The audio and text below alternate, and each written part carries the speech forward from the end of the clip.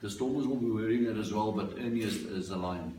He's one of us, and so let's just clear that one up. Yeah, definitely. There's always a, sorry for jumping, there's a big, Ernie's the biggest Lion fan. You'll see if you see his Twitter account at the big _easy, you'll see he's always tweeting about the Lions and the mighty. He said to also, don't talk about the Lions, must talk about the mighty Lions. So Liesel is she's a Stormer, but I know there's a big fight during this match normally. So, but he's the biggest Lion fan you guys have. Thank you. Thank you. So over to the coach and the team announcement. Swys, hello, Jock. Can you just tell us about your team selection and Ruan Combrink returning and his fitness levels and your expectations this weekend? Yeah, very excited about Ruan, especially. You know, after how long is it now? Almost is it a year? Almost a year. But he's really trained hard. We had a chance to pick him a bit earlier, but you know, knowing him and he's a professional athlete, we did wait until it's 100% right in his head as well. So he's back. What type of dimension do you think he will bring to you guys' backline play? I mean, I know you guys are very much a ball-in-hand type of team, obviously, but that Budov probably does add an extra dimension to your guys' attack and defense, probably as well. Yeah, and he's got a brilliant right foot. You know, we had a bunch of left footers at this stage, especially with Ross played 9 with Elton, but he's got a good right foot and he's very experienced. And he brings a calmness, I can already see it. So, yeah, I think his versatility is the biggest dimension that he is bringing. I suppose goal kicking helps as well. I mean, Elton's been pretty good this season, but it's just nice to have that backup. Yes, definitely. Yeah, he can slot the long ones especially. So, before we carry on with this weekend, can you just tell us what the situation is with Ross Cronier, please? And then also Rowan Janssen van Rensburg. Yeah, I was hoping Ross would be back. He's got a knee and a rib. I just spoke to him and I said the rib is a bit more, even more sore than the knee now. So he's been putting his body on the line. You saw that for the last couple of games. And I think he'll be, I'm not so sure on that. We'll have to ask the doc, but he'll be out for a while. Will he go on tour? We'll have to make that call on Sunday. But we've got a bye next week, so we've got a bit of time. But we'll bring that into consideration. And on Trokkie, Ruan Janssen van Rensburg, he's got a lammy. What is that? What's the English word? A lammy, is it? Hematoma. That's the thing. And it's still a bit sensitive, so we're just playing it safe there. Where is that lammy? On the upper leg. On the bonnet of the Trokkie. So it's Cordnell as well. He's at the stage he might be back earlier. Is he still on track? Yeah, his recovery is looking good. It will be after the tour only, but he's a real professional athlete. So apparently on the scale of the movements and the stuff on the knee, it's looking very positive. So he'll be back soon. Andries is also out this week. Andries Ferreira. Yeah, Andries is more rotation policy. He had a good game. But you know, he does a lot of the hard donkey work. So and Marvin is playing well when he comes off the bench. So we're not considering on. We're playing Andries in the curtain raiser. You know, just to get game time as well there. While we're on the injuries, and then Warren, first, would he go on tour? He'll go on tour, yeah. He'll go on tour. That's very close. I was really hoping for this week, but you know, everything happens for a reason, and Chiva did so well for his first game at 8 start. I don't know what you guys thought, but he played very well. So he's one for the future as well, and he's under Warren's mentorship and leadership. So I'm very excited about Chiva. Is that a position you would want to keep him in? It looks like it, Liam. You know, he's one of those you can play him anywhere. That's why the sevens guys are chasing him. I'm not just crazy to think to play him at the wing. He's got the skill set to play anywhere, but it looks to me like number 8. And my reasons for that is simple. He likes to play forward and back. You know, so it suits him more than 7 and even 6 we've played before. But I think 8 is the way forward with him. But don't tell me in a year's time you said that. You know, so at this stage. Swys, obviously some big news as well earlier this week. Nick Groom joining you guys. probably will have to be incorporated a bit, but you guys must be excited about the experience he at least brings to your group. Yeah, yes, like I'm so excited about him as well. Experience, and we always need that, but especially in the spine. You know, with Warren's injury, you wanted a 9 with experience there, and to work with Elton and Nick. You know what amazed me this morning? I asked him, Nick, what is the main reason why he wanted to come to us? And apart from the fact that we want him, he said he loves the character and what we stand for and the ethos of the team. So for me, that was for the 100% the right reasons, and that I'm very excited about Nick joining us, Hans. Skills-wise, or just in terms of his ability, what are the special traits you think he adds to the side and he has as a player? He's in playing number 9 terms. He's got the full set. He's got a very good left foot in him as well. You know, he reminds me, if you ask me, and I was very privileged to coach him years back, old Craig Davidson, can you remember? That nuggety, tough, cool-headed guy that will take on anyone and never gives in, and he can make the game quicker as well. And he's got the right attributes and skills for our team.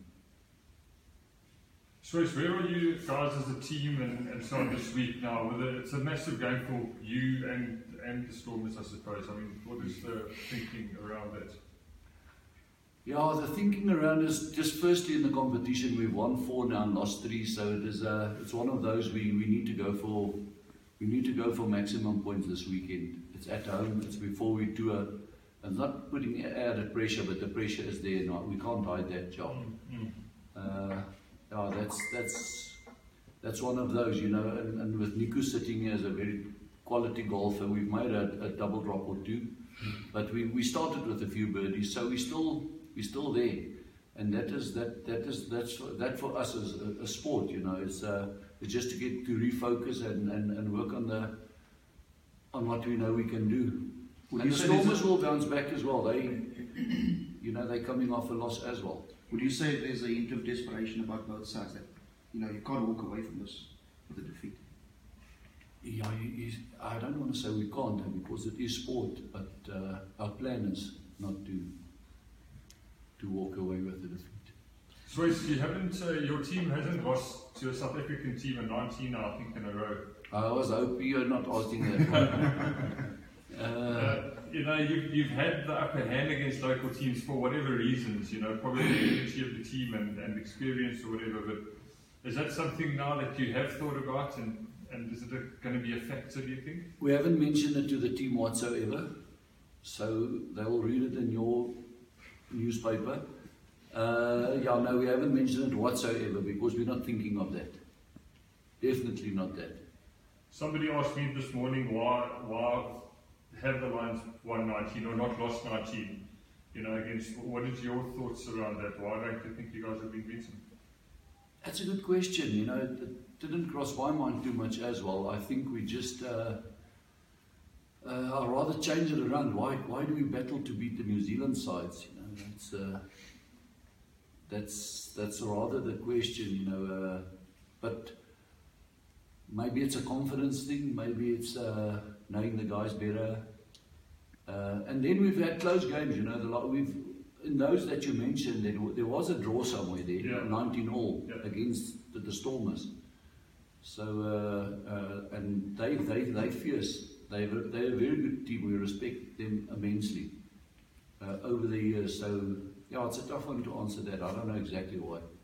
So is there a feeling? I mean, obviously when you play South African franchises, it's almost points are worth a bit more because it's in your own group and you're competing against them. But the fact that you've got still a bit of a lead on them, if you win on Saturday, that you can open up that lead a little bit and give yourself some breathing space. Is that a factor as well? Yeah, you summed it up well. It is, you know, the teams in your conference, it is very important that you do well against them. So it makes it a vital game, Brendan. I suppose you guys obviously defended very well against the Crusaders, and possession generally became better as the game progressed. I mean, you guys had the majority of the ball in the second half. But have you guys prepared perhaps, you know, better this this week for the possibility that, or how are you guys going to adapt when you again don't have a lot of possession? Is there plan B? Is it just to try and get more possession back? Because it sometimes just feels that as if you guys like playing on the front, that you sometimes caught a bit in between when you guys don't have the ball. We did speak a lot about it the last couple of weeks as well. We rather want to talk about attack with and without the ball. Defence is almost a negative word, and now, so that's why it's important that we kill space properly, that we keep our spacing, that we trust our system on defence as well, so that we see it rather as an attacking movement. It is one of those things.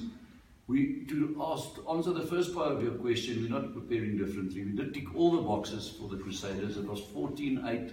We've played them 10 times now. I think we've beaten them once when we did rest the team and send a B Timo across.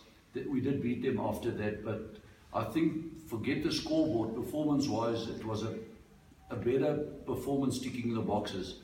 They've had 6 All Blacks in that starting pack, so it's a very good side, the Crusaders. And as I said before the conference, when you play the Crusaders, you must know they don't start so well. So all the teams that hit them a bit later almost find the real Crusaders. And given that you guys focus or predominantly talk attacking-wise, is it your method more to try and put scoreboard pressure on other teams through tries? Because there's been a lot of talk about how the Sharks did it last week, that they still scored 6 tries, but they kicked 7 penalties as well. Is that something you guys might apply, on tour, for example, or something, or is it actually really about trying to score tries to put scoreboard? We haven't changed our philosophy whatsoever. We're still leading the try scoring in the competition. We're on 35. So that's average of 5 a game. Sometimes you get more, sometimes less. We still want to do much. That's one of the aims we did set. If it happens that we can beat a team with 7 tries and they score 6 and we still win, that's better for us to beat them with 2 tries to 1 for the style of rugby that we want to play. But I must compliment Robert and his Sharks team. It was an unreal performance, and I'm always very, very glad for any South African team if we can pull one over those oaks there in New Zealand. So, was there anything from the Stormers game against the Bulls that surprised you, particularly the Stormers' performance? It was a tough game. The Bulls played well, and there was a lot of mistakes, guys. But you know why there was a lot of mistakes? It was a lot of pressure, and that's when there's a lot of mistakes. So no, they played well, and the Bulls played very well as well. I think the Bulls were just maybe on the day a bit more desperate. So, just a thought. Mados looked a bit vulnerable last week and reliable. Did you work a bit on that this week? It seems like the Crusaders targeted in that corner. Yeah, we work a lot on all the skills on our wings and stuff. Mados is a fantastic, exciting player. He's got work-ons that we are working on. But let's rather focus on the beautiful try he scored and the other one who almost scored it, and what he brings to the team. I rather want to focus on that, Rudolph. Just on a national level, Swys, you must be quite chuffed with the fair amount of representation you guys have at that Bokke lineman camp. Yeah, I'm very excited to what happens there with our players as well, and with I've got to say it, with Rassie is an absolute top coach, and he understands the game, he understands players, and I'm very excited for our players to be involved with him and the way forward in South African rugby. I'm excited personally about the whole setup there and with our players. Any more questions? Thank you very much.